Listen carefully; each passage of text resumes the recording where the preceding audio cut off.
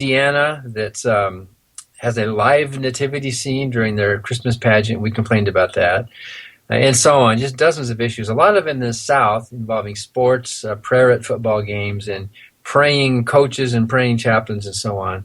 So it's really exciting. Our attorneys just love working here, working to keep religion and government separate. So, and then of course we also educate the public about the views of non-believers.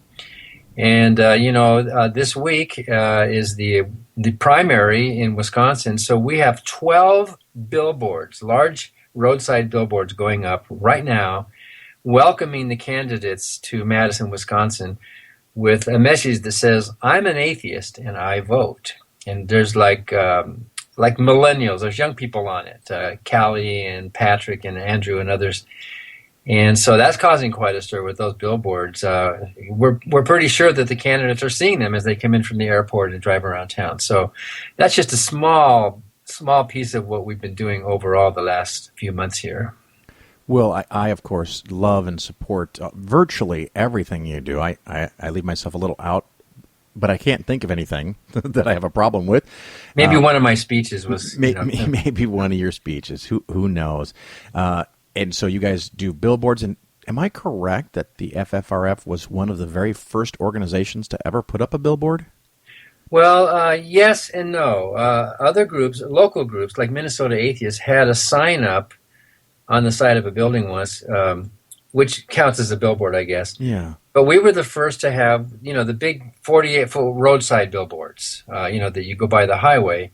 The first one we had was in 2007 that said, "Beware of dogma," in a kind of a stained glass window theme. Is that the one in Madison for the conference that year? It was up for a while during that year. That's right. And in Madison, we've had dozens of them. Yeah. I'm pretty sure we're the first to have an actual, standalone roadside billboard in the country. And since then, we've had hundreds and hundreds all over. We've had campaigns. In Sacramento, there were 55 billboards up at once. Wow. During December of a year and a half ago. And in Atlanta, there were 50 billboards up at once. And we got a special rate from the billboard companies for quantity and for what they call remnants. Right. Which means some of them are wonderful and some of them are kind of crappy locations, like on the side of a repair shop or something. But anyway, 50 billboards at once. And what happens is most people hear about them in the media. Yes. You can drive by it and see it, but there's an evening news saying the atheists are coming and there's billboards all over town. And that's great because then we get more publicity.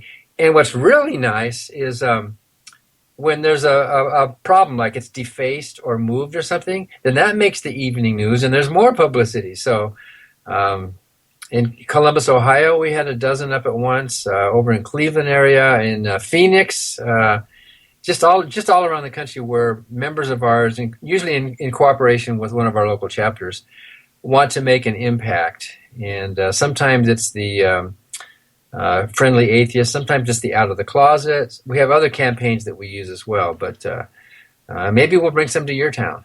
Maybe. I have a billboard idea for you if you don't mind. Of course, you have on the left third, you have a picture of a Bible. And it's a beautiful leather-bound Bible with gold lettering, and you can see it. It's angled such a way you can see the gold leaf. I mean, it's a really top-end Bible. And the right two-thirds, it says, "Read the Bible," and slightly smaller under it, "We dare you, Freedom from Religion Foundation." That would work. Well, there's more truth to that. We've surveyed our members. Last year, we had more than 8,000 responses, and it was quite a job to tabulate all the surveys. And one of the questions we asked was, "Why did you become an atheist?" And 4% of those 8,000 people, 4% of them said reading the Bible turned them into atheists. I would have figured way more than 4%. Well, most of them said things like reason and science and thinking for myself. But the main reason, 4%, the main reason they gave was reading the Bible. And Isaac Asimov said that. Properly read, the Bible is the most potent force for atheism ever conceived. And, A. Milne, the guy who wrote Winnie the Pooh, right, he said the Old Testament is probably responsible for more atheists than any other literature ever written. And you know about the book that I just did with Richard Dawkins about the Bible. We are begging people, please read the Bible. Here, open it, because people don't read it. It's in the hotel drawers and it's in their homes, but they don't read it. And since you mentioned this book, what's the name of this book that you're talking about? Well, this new book of mine came out in February. It's called God, the Most Unpleasant Character in All Fiction. And you probably recognize that title because that's one of the sentences in Richard Dawkins' book. Oh, I do. It's a very famous sentence. I don't have it memorized, but I know what you speak of. And it's the first sentence in chapter 2. Let me see if I can do it by memory. He starts chapter 2 of The God Delusion with, "The God of the Old Testament is arguably the most unpleasant character in all fiction. Jealous and proud of it, a petty, unjust, unforgiving control freak, a vindictive, misogynistic, homophobic ethnic cleanser, genocidal, filicidal, pestilential, megalomaniacal, sadomasochistic, capriciously malevolent bully." I might have skipped a couple there, but there's 19 adjectives, right? Yeah. He uses. And Richard Dawkins says that one sentence has caused more criticism than anything else he's ever written. The chief rabbi of England or London said that was anti-Semitic, but then he later retracted that remark. So Richard asked me. He sent me an email and he said, "I need to defend against this." He was going to make like a slide, like a keynote slide, Sure, where you could click on one of those.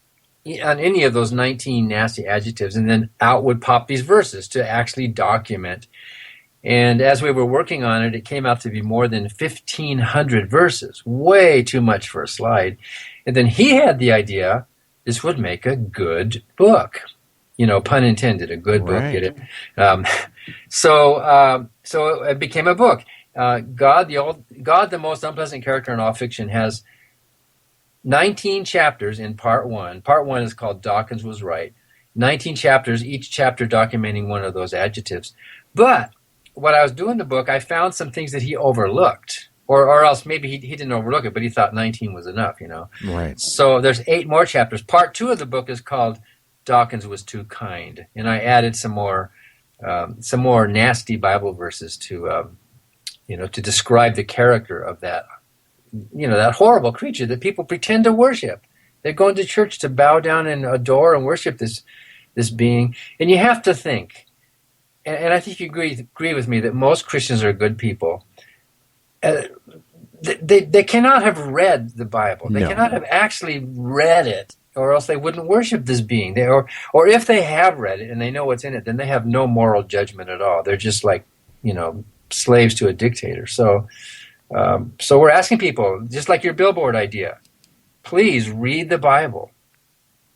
I love it. Now, I don't know if you recall, but it must have been 6 or 7 or 8 years ago. You and Annie Laurie and I and Dawkins, we actually had lunch together. That's right, here in Madison. Yeah, here in Madison. It was just a serendipitous thing that I was coming up there for a Dawkins speaking event, and I invited you and Annie Laurie to lunch, and at the same time, Dawkins wanted to go to lunch, and so I kind of got to go along, I guess. That's right. We have a photograph of that. Well, we co-sponsored that lecture, distinguished lecture series at the university.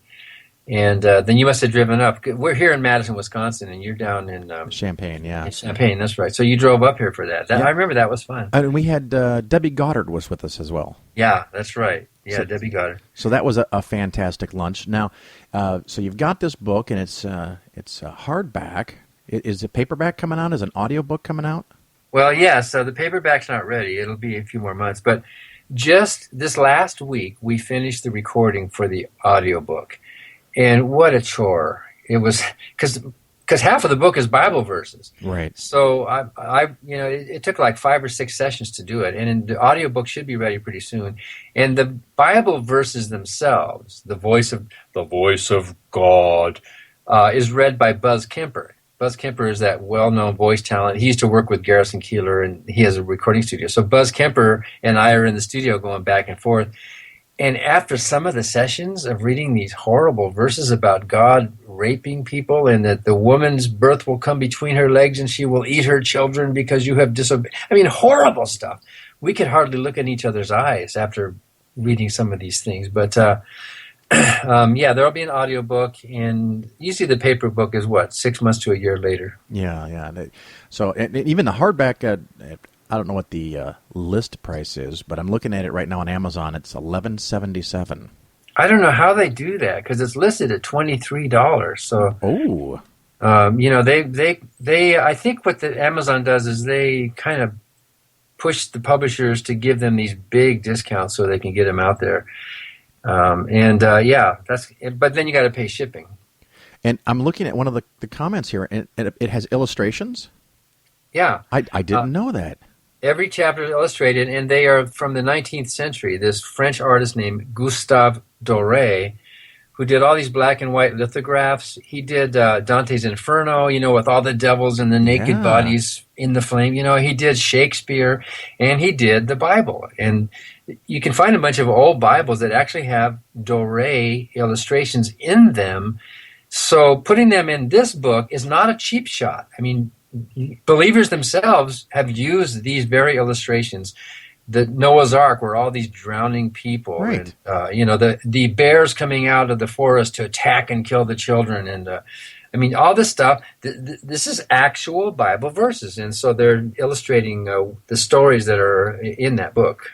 Oh, that's awesome. So the listeners, of course, you can get that at any good bookstore. It's called God, the most unpleasant character in all of fiction. And if you can hang on with me for a minute, I want to pause for commercial breaks. All the listeners get to hear all those great things, and then you and I can talk a few more minutes. You ready for that? That's fine. Sounds fun. Thanks. All right, well, hang on. This is Phil Ferguson with Polaris Financial Planning, the home of science-based investing. I see people owning really bad investments all of the time. Many advisors are paid a commission by a big company to sell you something you may not need. It's kind of like church. They create fear, then they tell you what you want to hear, and then they take your money. What you want is an advisor that is paid only by you. That is a fee-only fiduciary advisor. Remember, people work for who they are paid by.